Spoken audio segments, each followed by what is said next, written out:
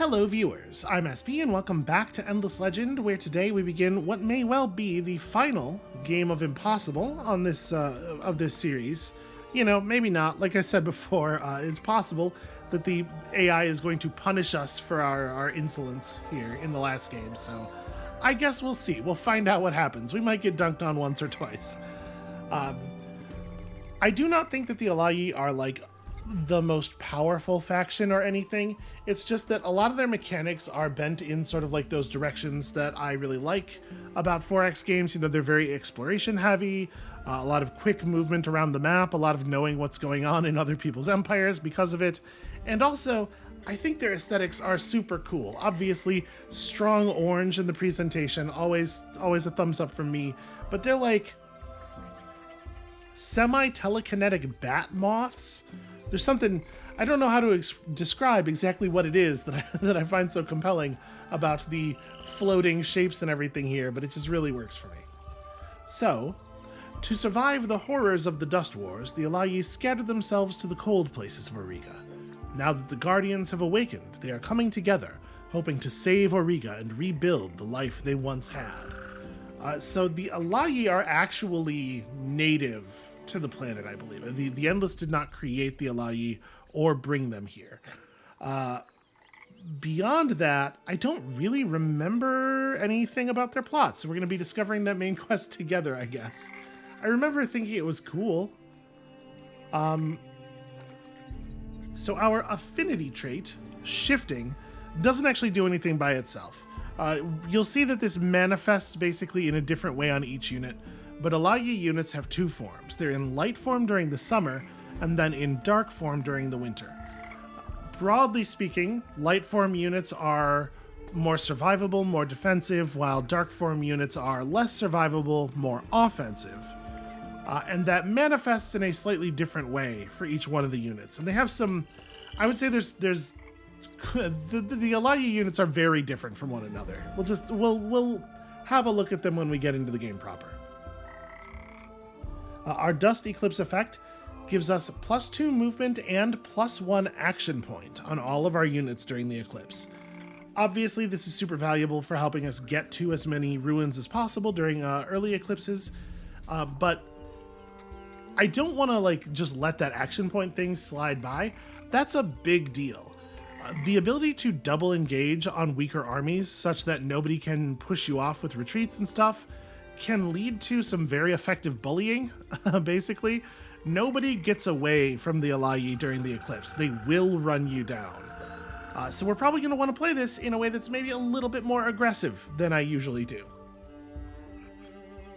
That said, now that I've said that, of course, I'm not going to, as we all know from what happened last time. Battlefield Symbiosis gives us +15% morale for each, or +15% initiative for each point of morale. So this makes positive morale affect our initiative in exactly the same way that it already affects attack and defense. This is a purely positive trait. You don't lose initiative for going to negative morale, but it's still, it can still cause problems because it's a little unpredictable. If you don't already have top initiative, you can find yourself getting into some weird positions in battle as your forces sort of get spread out and your initiative relative to the enemies is constantly shifting. It can be very hard to tell who's going to go first in what conditions. Sometimes that is strongly to your detriment. So let's just make sure that we're paying attention to initiative. It sure is nice to go first with the Allayi. But I should say, at the very least, this makes it really easy to go first on the first turn or two when you get to start with all of your units in the big morale ball. So that's nice. We are deeply in harmony with the planet, and we know precisely when the next winter will occur and when the winter will end as well, I believe. So we get an exact to the turn measure of when the season changes are going to happen. Obviously, this is a very big deal considering how our units are going to change. During the winter, it is cheaper for us to make declarations. During the summer, it is cheaper for us to offer treaties. Of course, declarations are the exclamation point unilateral ones like dropping your diplomatic status or closing borders. Treaty is anything where you have to satisfy the favor bar. At this point, y'all are well familiar with these mechanics. When winter starts and the pearls spawn, we get a marker for the pearls on any space we have ever had vision of. So we'll see them all rise up in the fog. We will also receive pearls every time we search a ruin, and that's really tremendously important because the Allayi need pearls to build their districts. They have a unique district replacement, and our growth is going to be very constrained by the number of pearls we can find. It's also going to be very constrained by the fact that the Allayi just kind of don't like people, even each other. Plus 150% expansion disapproval, plus 100% food per population point. It is hard to have a large empire with a large population as the Allayi, notwithstanding the thing that we saw last game. And then we have all of our unique stuff. We'll talk about it when we get in. Our starting technologies are Shipyard, which is very unusual, and also the Skyfin, our Arrow 1 unit. We're going to have to talk about these units because we're going to talk about them. We're going to get there. So that's how that sets up. I think I should probably have figured out these colors beforehand. Just trying to do the thing we usually do. Okay, that seems fine. So we're just going to go ahead and launch into this, and I'll see y'all in there.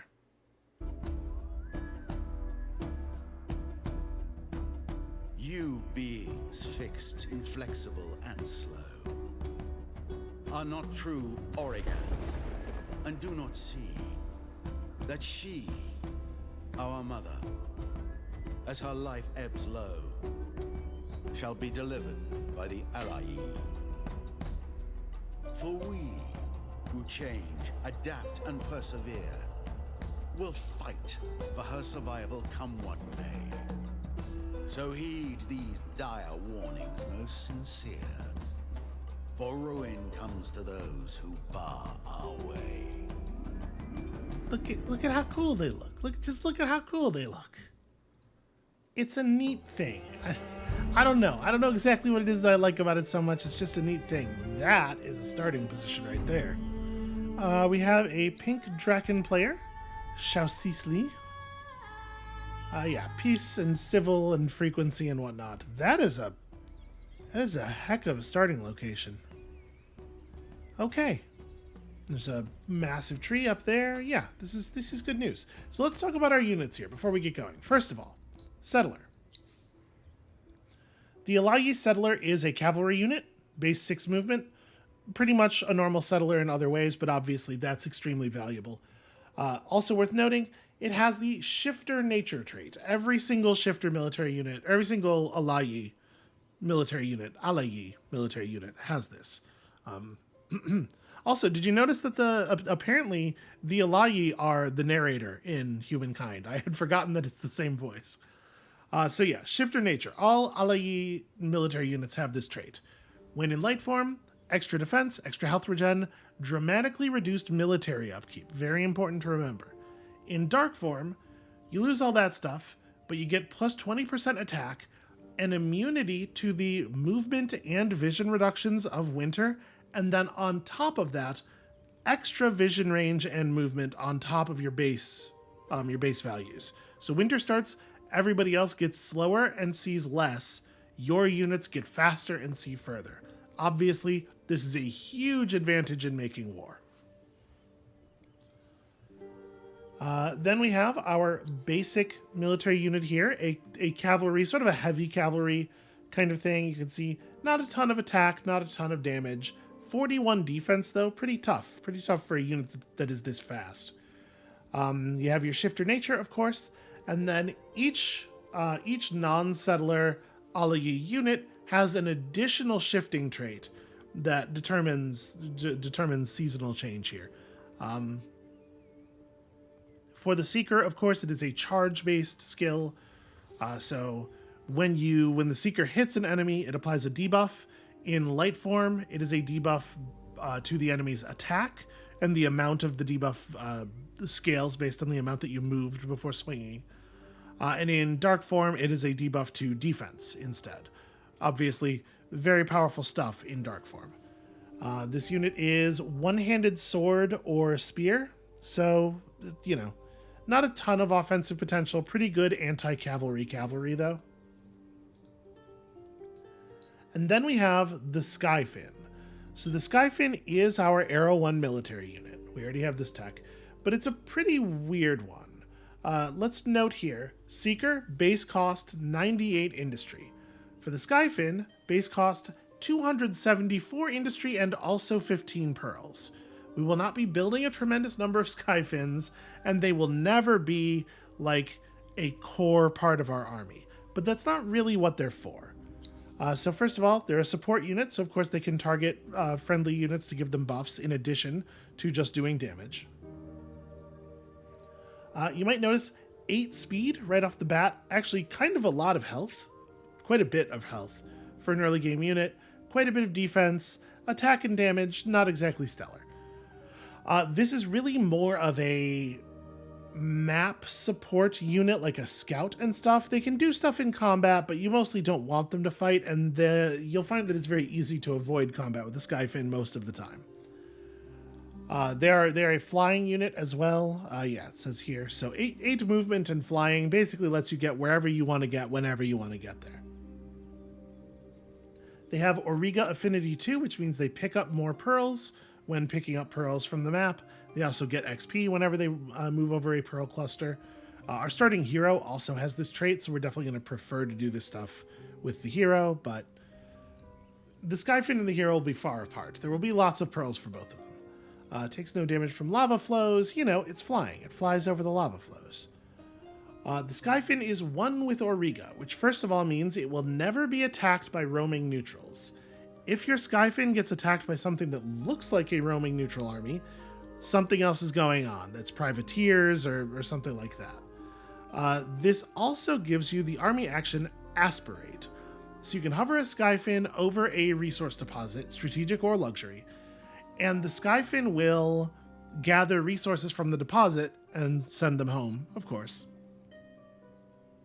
And also will give an approval bonus to the owner of the tile. So you can wander into somebody else's territory, start mining resources from their deposits, and maybe they'll even let you stay because you're giving their city an approval bonus on account of the, you know, the majesty of the Skyfin. Everybody loves to see a Skyfin just hanging out and, I don't know, eating titanium or whatever it is that it does. 3 range in combat, and of course, you know, minus morale for adjacent enemies, the standard shifter nature trait, and then shifting awe. So, when a light form Skyfin targets a friendly unit, it gives that unit +1 morale, and it also gives +1 morale to all friendly units adjacent to that unit. So it drops like a little morale bomb. Obviously, this would be good for anybody. It's especially good for the Allayi, given that they scale initiative off of morale. In dark form, it works the opposite way. You shoot an enemy with it, and it lowers their morale and the morale of everyone around them. And then, of course, because it's an attack against an enemy, they also just take damage normally. It's fine. You're not going to use Skyfins in combat all that much. Also, like a Guardian, the Skyfin is solitary. It is always its own army. And it has Sweep Strike Back, because for some reason the only thing it can be equipped with is claws, despite the fact that it has no appendages of any kind. I guess they go on the end of the tails. Yeah, anyway, the Skyfin is a delight. They're very expensive. We will not be building any in the early game, hopefully, but we are going to get one very early on from our faction quest.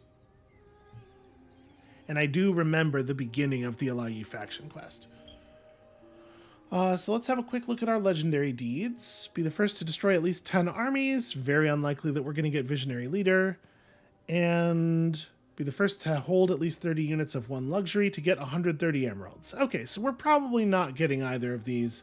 And I would really like tactical training, of course, but whatever. We'll be fine. So worth noting, Zoyos Bright Slash here. I guess we didn't talk about our hero. This is Zoyos Bright Slash. Mighty Crest. And also just, yeah, big, cool, telekinetically levitated wing things, and what a neat unit. Okay, Zoyos has Auriga affinity, but it's Auriga affinity level 1. Still, obviously, big deal. Standard hero stuff, Shifter Nature, and Shifting Nova. So when in light form, it's like the Eyeless One's attack, where it heals all of your adjacent units when you fire off the attack, based on the caster's damage value. In dark form, it's like that Ardent Mage unit, where it does damage to the thing you attacked and then rains a little bit of bonus damage on any enemy unit adjacent. So obviously, fairly powerful. Health Boost 1 and Food Boost 1 are just kind of crappy capacities. Obviously, it's not like super good at being a governor or a commander, but early ranged unit gives you a lot of opportunity to level up and become very powerful. There's a couple of things I do want to note here. First of all, the Zealous Hand skill gives you a reduction in the cost of pearl buildings, which is tremendously important for the Allayi because your districts are made of pearls. I don't know that it's important enough that I'm actually going to like use it. I said tremendously important, but I was like, yeah, but, not so much that you'd want to do it or anything. It's awkward to work with it, but it can be very valuable, I guess is maybe what I should have said. But yeah, aside from that, I think this has got to be a commander, because just like having a leveled up ranged commander is so valuable. Artisan's Eye, perfectly balanced, is not super good with our units. The locked military unit that we'll get during the second era is another melee unit, so does not benefit from this. But we have kind of a weird army composition by default, so we definitely want to try to pick up a ranged unit from like a minor faction, potentially. So they can benefit from the perfectly balanced. I guess a lot of it depends on what is made available to us via the map. Also, Zoyos Bright Slash, only 5 movement, actually the slowest of our initial units. So let's just break you off immediately and have you get to work here. Okay, nothing in the very first ruin. A strong start. I mean, listen, I'm not complaining about this. Jeez. That's a wine deposit. That's a spices deposit. This is a heck of a starting region. And an Eyeless One's camp. Okay, so not bad. Not necessarily a good fit for our units. Honestly, maybe. That might actually be a pretty good unit to assimilate. We'll see. Alright, let's have you search this up. 40 dust and 2 pearls. Okay, good stuff. We're going to have to build an altar really early for our faction quest, so we definitely want to make sure we're getting some pearl income quickly. This is inconvenient. When you find a quest beginning, you do not get any pearls for that. But it has revealed to us the location of 2 more ruins, I suppose. Yeesh, that's pretty far out. Okay. Who else still has... Oh, you still have movement.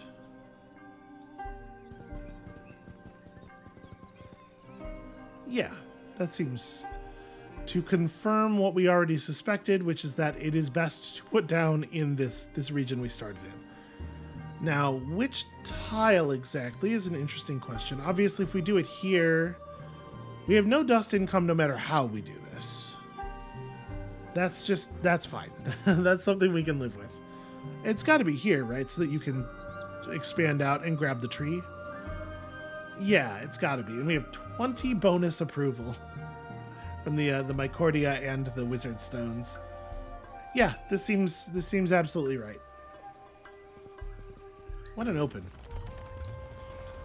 Okay. Get me building stuff.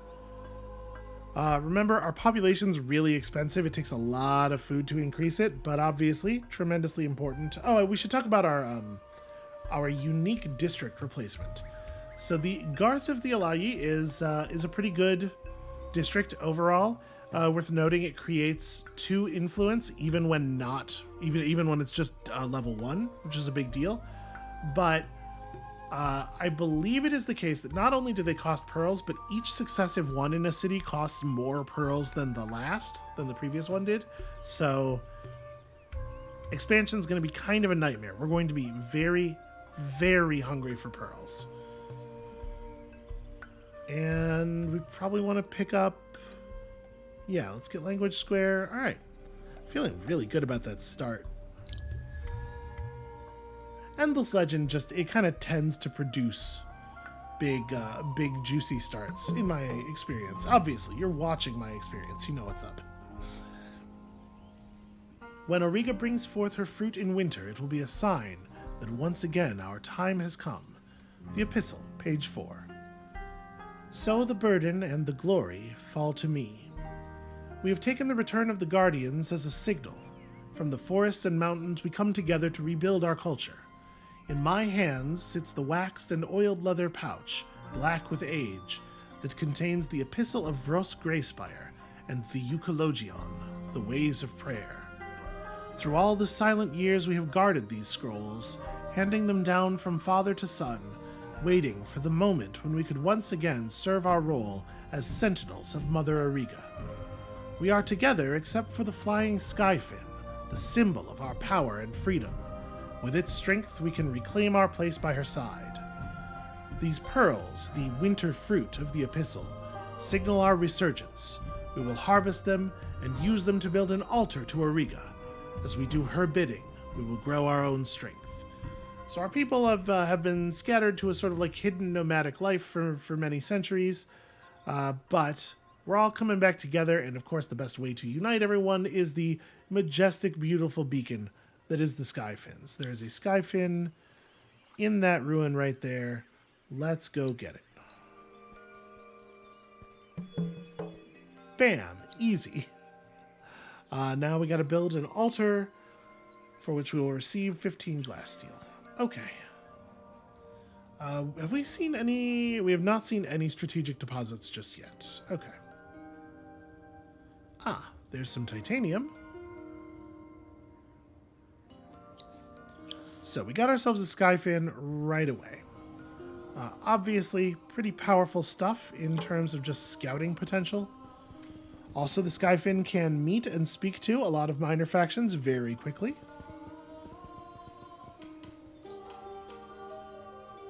I don't know how it speaks to them because it does not really have a visible mouth. I guess that like aperture on the front is just going to have to count.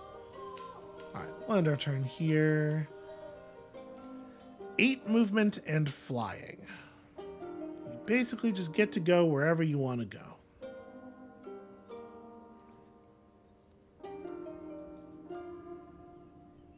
We are surrounded by volcanic regions. And also empty ruins. Just a lot of empty ruins around here. And the blue player, pretty much immediately. Okay, well, let's hope they're friendly. Okay, we're not too far off the buyout here. If we can get lucky with like 1 or 2 ruins. Oh, the Kapaku. Well, I mean, I want to run back home with this army to be ready for the Kapaku thing, but also, we know there's a ruin right here. I mean, I do need to figure that out. That's another player border. Oh, hey, we did it. We found the right ruin by luck. I mean, the Eye of the Hernas is a fine item. Also found 30 dust and 2 pearls. Okay, cool. So we got to get to 10 pearls, right? Yeah. All right, it's pretty important. Also that is pretty important.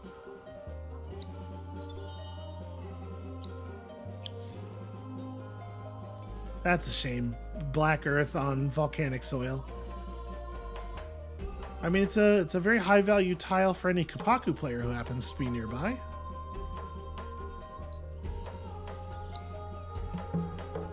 What about you? Okay, make sure there's no enemy armies here in 5 turns. That seems possible. We'll just hope that blue doesn't cross the border.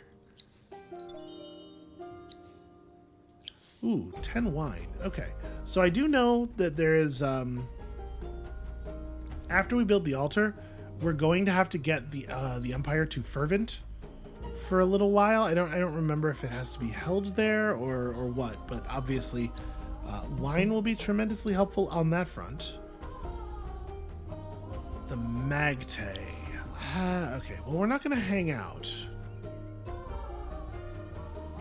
I don't really want to give them 50 dust, but the Magte might be a valuable assimilate, honestly. Oh, cool. Nothing. Fun. So that being the case, yeah, I guess that's the turn. We have 22 turns until the next winter. And we just found some wine. So I don't feel like I need to push sewer right away. We probably need to get the Empire Mint, actually. We're just kind of like hemorrhaging. You know what? No. What we should do first is this. We can get spice and wine mining up immediately, and that's very powerful. Yeah, I like that very much. Okay. So, we've been started right on top of 2 other players. This could actually be very dangerous for us. Let's see if we can get an idea. Oh, they burned this village. It's a vaulter. Okay. Well, you know, we both like cold places. I guess it kind of makes sense. I'm going to put 1 turn of work into a seeker, I guess, before the open pit mine stuff is finished.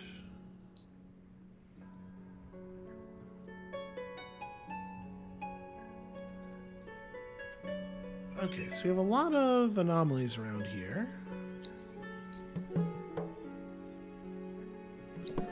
Oh, I love this quest.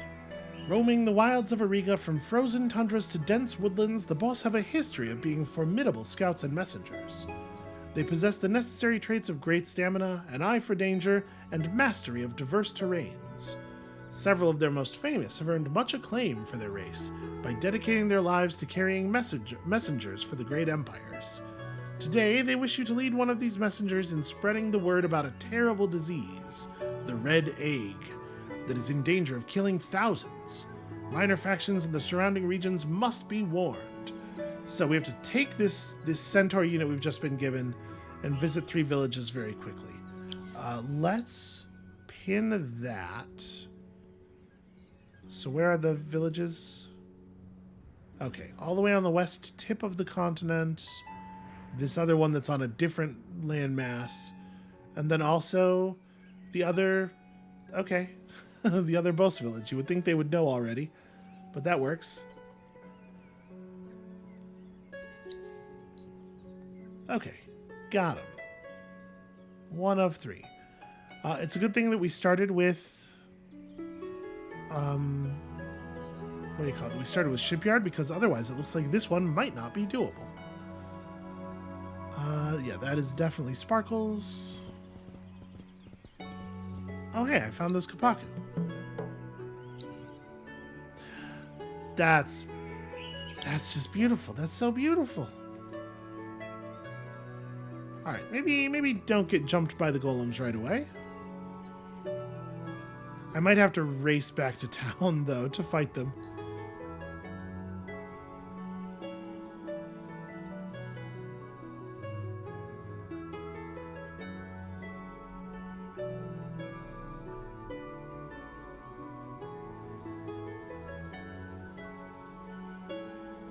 Okay, we're going to run over here really fast, search this ruin, and then try to get back within our border so that blue doesn't get to attack us for free.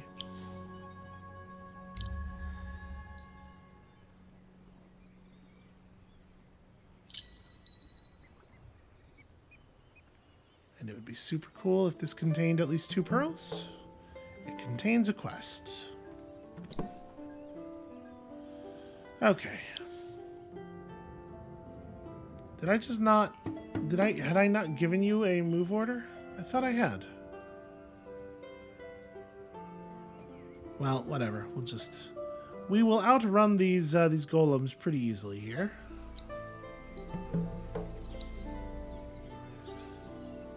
Okay, so the Gorin want us to engage the village with a hero. I think we're probably just not going to bother. That region is not, we're not settling there, right? Like, that's not going to happen.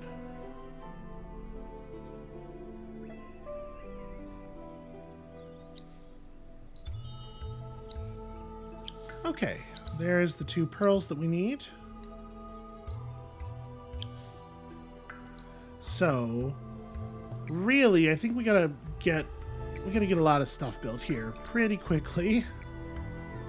And we don't really have the money to buy any of it out. So first things first, let's bump you down here.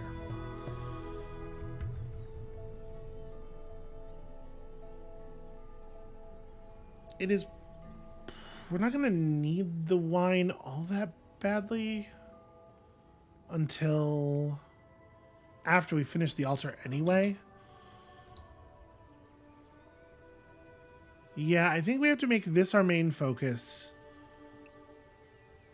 And I need to get some like lucky ruin searches off here, because we are going to need a lot more dust.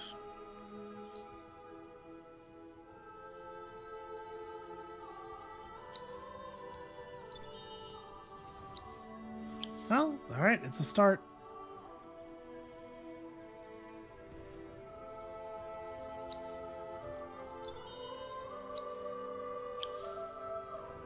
Okay, Skyfin doing some pretty good work.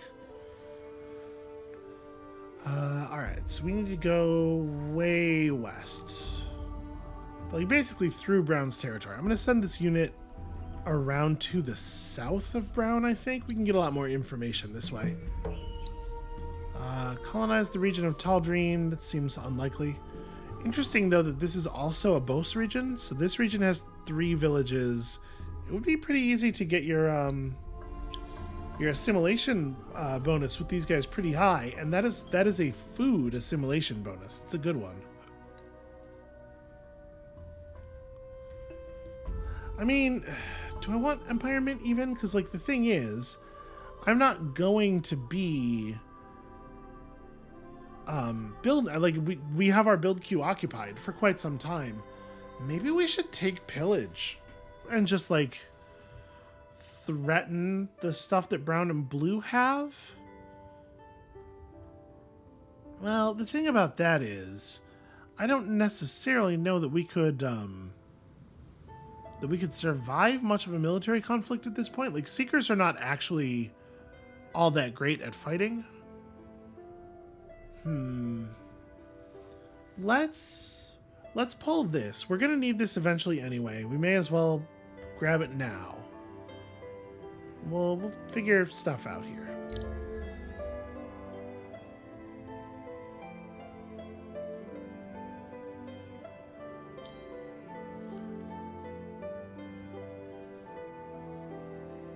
So I'm not 100% sure how I want to explore with all of these units. Because obviously we're going to be doing a lot of, like, converging on each other. Oh, Lust for Loot. Okay, so the first Lust for Loot ruin is over there, huh? Well, that has changed my mind a little bit. Now I know exactly what we're going to be doing. So, let's have our hero go up here.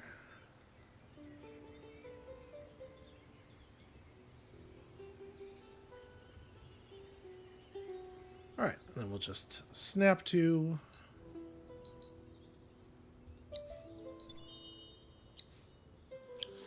Okay, 40 more dust. Very valuable.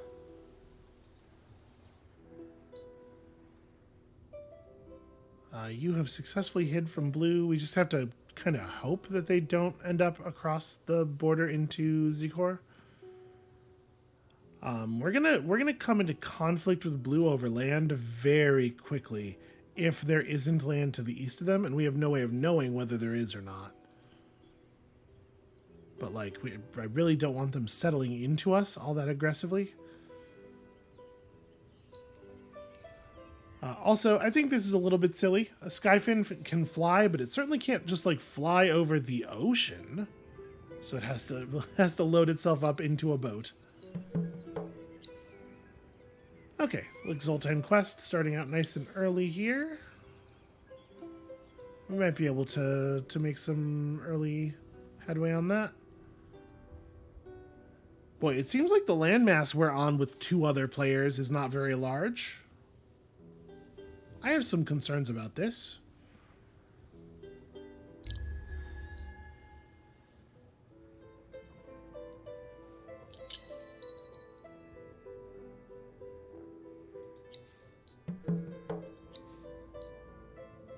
Alright, so we didn't find anything extra. We did find 10 Moonleaf, and I am certainly just going to fire that right away. Moonleaf plus Fervency. Seems pretty solid. The next ruin is that one there. Okay. Easy enough to get to.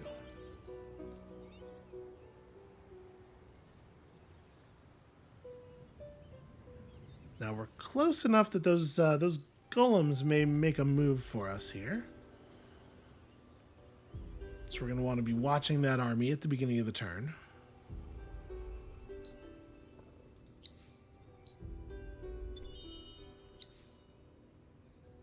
Okay, 12 titanium.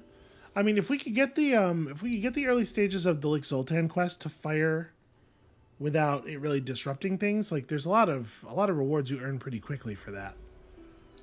So, still 292. I mean, do I want to buy out the extractors? Well, I probably don't want to buy out the extractors for 100% of our dollars, no. I'm going to unlock pillage. We may end up needing pillage, or we may end up wanting, at the very least. So 5 more titanium. We're almost there.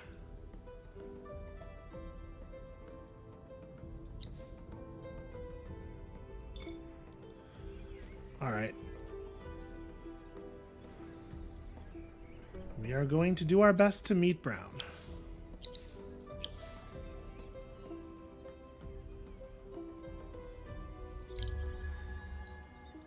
Going to do our best to meet Brown in a way that doesn't turn out to be disastrous to us at all. Okay. So...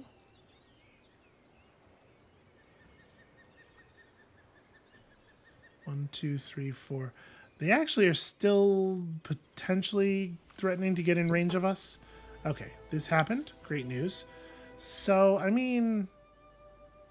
maybe we don't buy out a building real fast. Maybe what we do instead is we buy out a hero real fast. Although none of these are great. Yeah. Maybe not. I don't know. We'll see, I guess.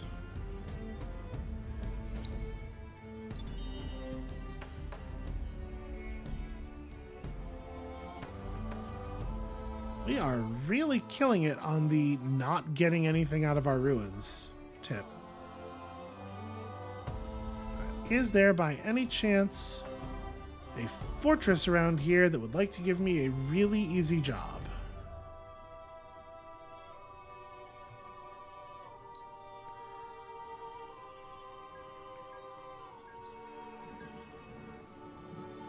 Oh. Well.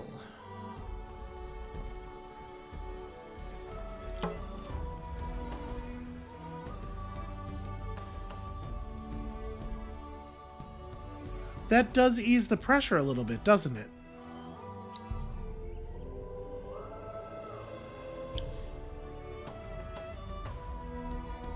Gosh, if we could take their city. You know, with the Allayi, culture or quantity is less important than quality. You need each of your cities to be pretty good, and the city that used to be run by the Cult of the Eternal End is pretty good. That is a pretty good one.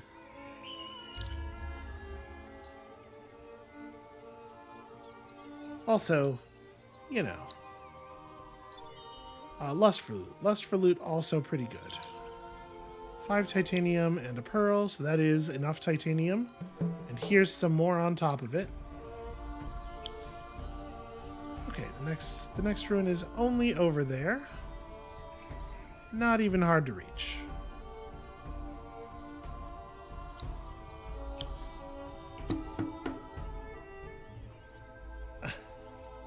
We should not participate in this battle. The militia obviously will kill our centaur. But it is funny that the game is trying to convince me that this is a good idea.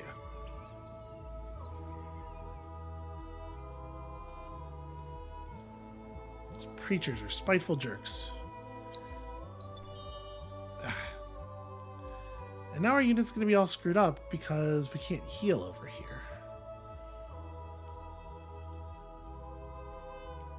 I guess we'll have to keep an eye on this unit now, because I really don't want it to die.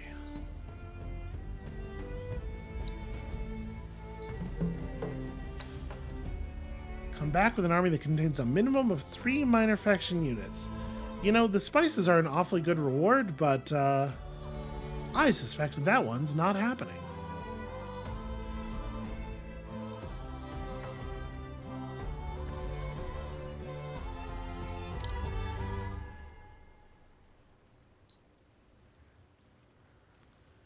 I want to try to speak to these people and then get the hell out of here as quickly as possible, because we don't know where the actual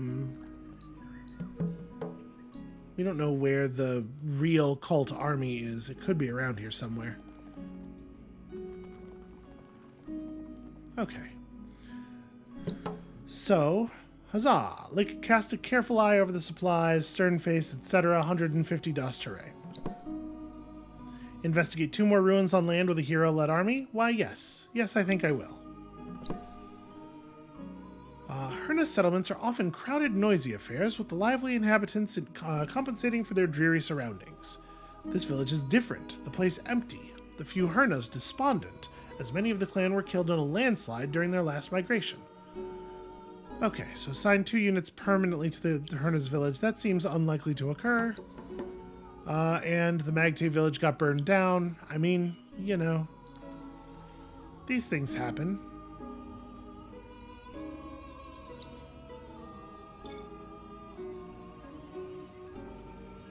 Okay, we gotta be a little careful as we work around the edge of this territory.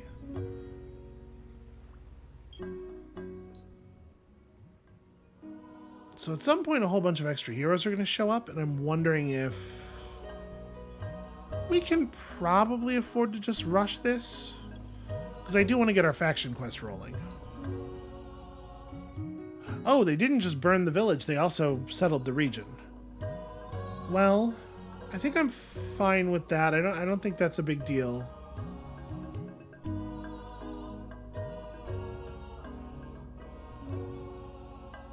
I guess just come down here and, like, prepare to join up.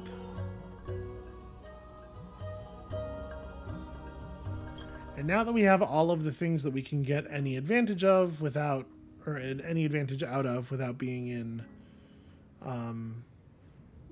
able to build things mode, now what? You know, with as fast as we're researching and building things, I probably could have gone for cultivation early on. All right, let's get this.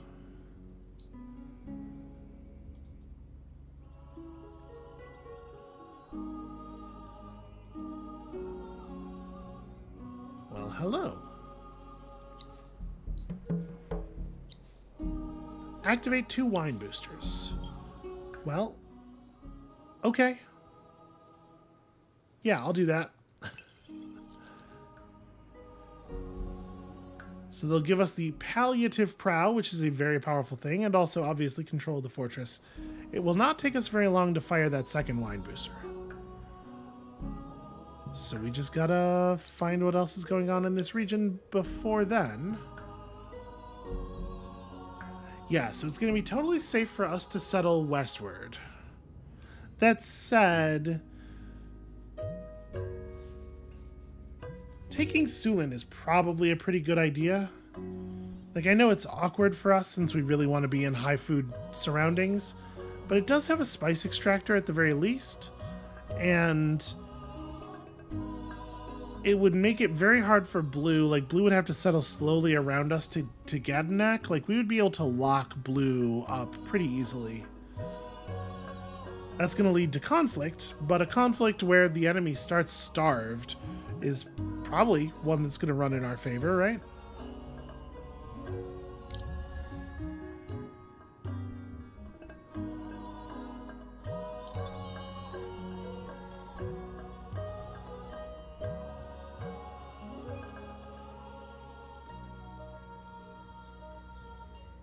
Those golems are never going to give up.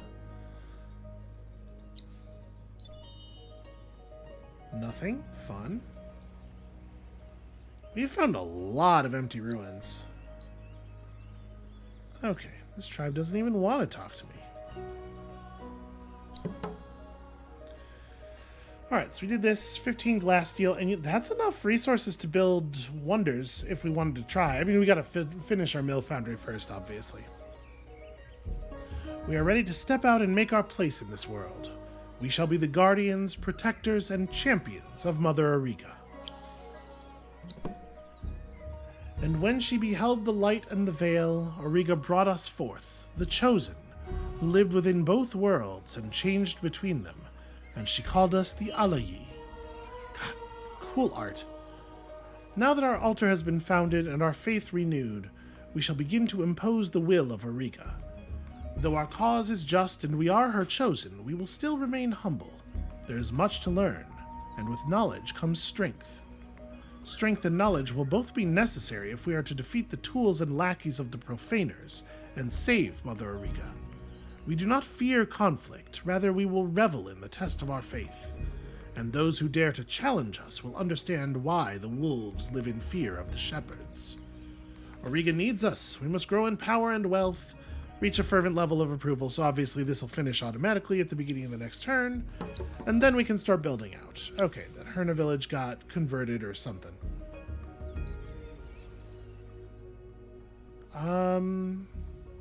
Yeah, I guess what I'm going to do here is have this army just finish scouting out this region. And then, like I said, you're going to go and see if you can't find some more fortresses. Now, we do have to be a little bit careful. On the ocean is one of the places where a Skyfin is, like, most vulnerable. Because obviously on land, they have vastly superior mobility. And here, they're still very fast. But it's not that hard to lose your Skyfin this way. So I'm assuming it's when the exclusive timer runs out that the new heroes show up. We're gonna finish the wine extractor next turn. I'm kind of thinking maybe we just hit spices. No, let's save. It's probably a good idea to save.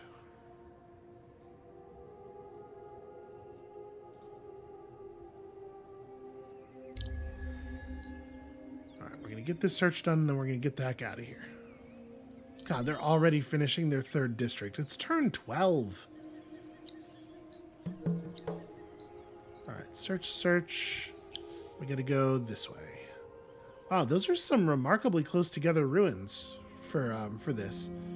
Now, I will say, it's been a little bit of a bummer in the sense that the actual rewards have been quite bad, but it is, at the very least, a lot of XP for your early hero. Produce 9 influence in one of your cities for 10 turns. That's a little bit more challenging. Absolutely pick up additional movement. So yeah, I mean, we're getting leveled here very quickly.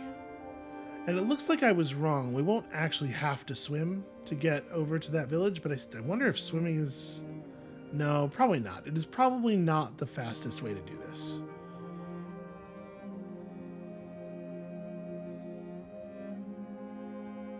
Okay, well, it turns out that it is actually a thing.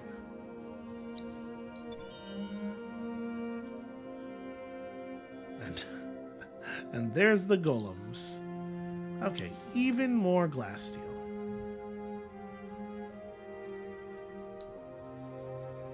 Is it worth it to buy the extractor? No, because I'm thinking, like, if we get the mill foundry, we build that quickly, we can at least think about building the wonders. So we got a lot of strategics very quickly here. I think I'm still going to say no. If we're going to buy anything out, it probably should be the mill foundry, right? Okay, there we go. There's another region. or another fortress.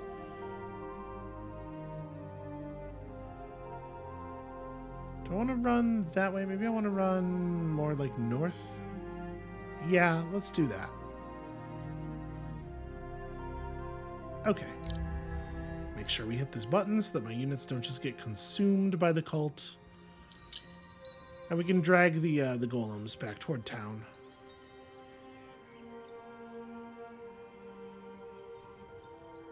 Alright, they went pretty much where I thought they were going to. And huzzah, we did it. 15 glass steel, 15 emeralds. We sure did pick up a lot of miscellaneous trash. I guess that is going to accomplish this. We're going to have so many emeralds. I really don't even, I do not value them, but we sure have them. And then I guess y'all can start scouting this way.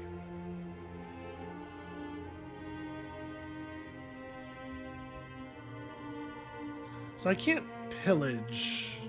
No, converted villages do not get pillaged. They get destroyed in combat. Right now, this is going to be a single Herna. I mean,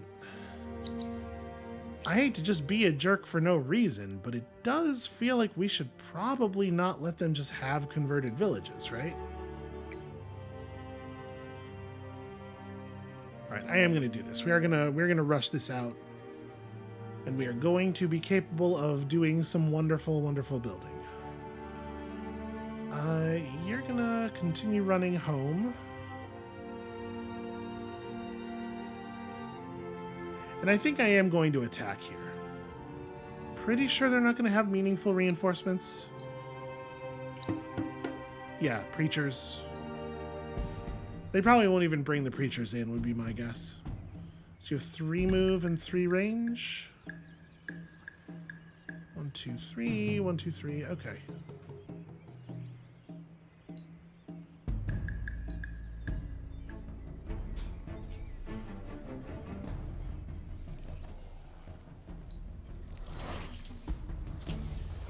Easy enough. Oh, I should have given a manual order there to move closer before attacking, because we could have healed our friend a little bit. And healing's hard to come by in this part of the map.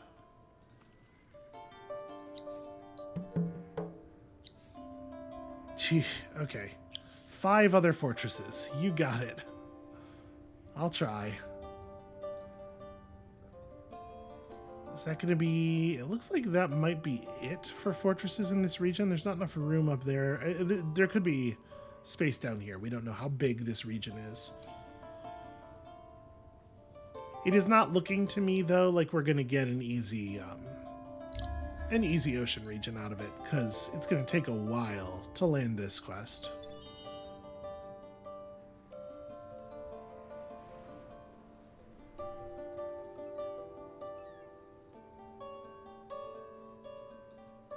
Is it just the 2?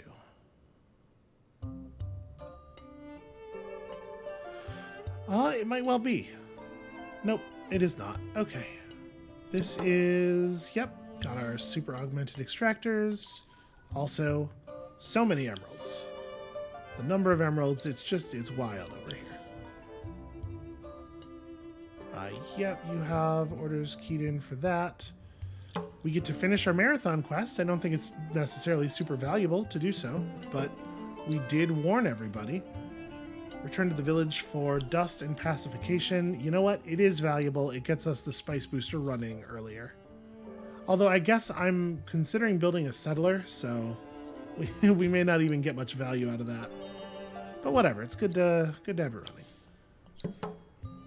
Okay. Did that. Got ourselves some grass silk. Gosh, we have luxuries. Now he wants us to increase our science output. That'll happen eventually. 45's a lot, but I sure hope we'll eventually have 45 science output. Activate 2 boosters to prove your wisdom and power. We would immediately get a Magte unit, but it will slow us down. Still, extra bodies. And it costs us nothing to just fire the emeralds twice. Like, who cares, right? So the question is just, do I want to pacify them? I mean, it's pay 20 emeralds to get a unit and 15 emeralds. So, yeah, we should, right? Like, check out my wisdom and power. Check out all this wisdom and power that I brought.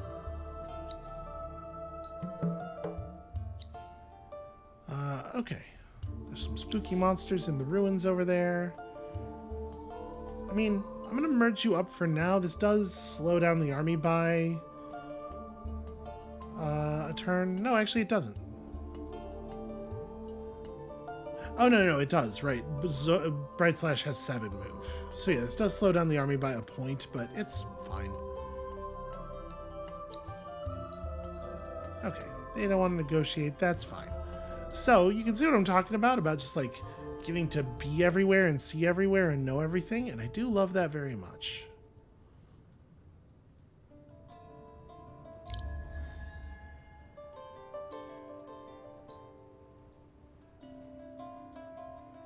I'm very curious to see if this actually connects out to any larger body of water.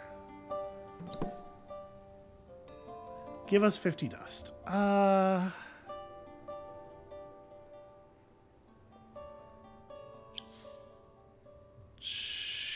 Sure. And then it's like, wait a certain amount of time. Bring 5 glass steel to a manufactorium in Antab. Well, that tells us about a manufactorium in Antab, and also, we certainly have resources. I can give you some glass steel. Oh, I forgot to do... Silly me. The cult sees your aggression, sure. So... our build speeds are probably still too low to produce these. Have they been started by other players yet? The museum has not been. Nor has the megapole. That's actually really interesting.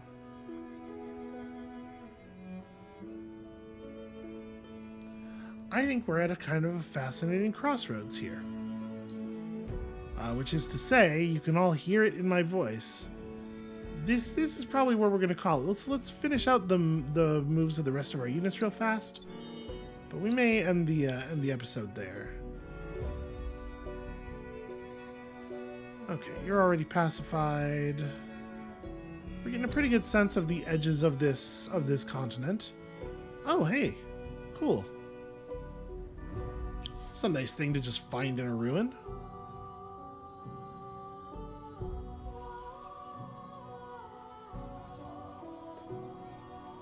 Yeah, I love to be handed a bunch of extra fast-moving units, so just get to explore everywhere. All right, yeah. I think this is where we're gonna call it for right now. I think we have an interesting question here as to what we should build next, because we could build that settler, run down here and grab Sulin real fast. We'll have a ton of spices for the rest of the game. We'll force blue to settle upward if they want to settle, and then it's like not terribly difficult to just cut them off. Yeah, I think there's something to that. Or we could try to get a wonder. I don't know. But the good news is I don't have to. Not right now, anyway. This is where we're going to call it for today, and thank you all so much for watching. When you come back next time, tomorrow... stuff. All the things I just said. We're going to pick one of those things I just said. Sorry, I'm already distracted. We're not even through the outro yet. Thank you all so much for watching. When you come back next time tomorrow, we're going to pick one of those paths I just said. Probably the settler one. And we'll see you then.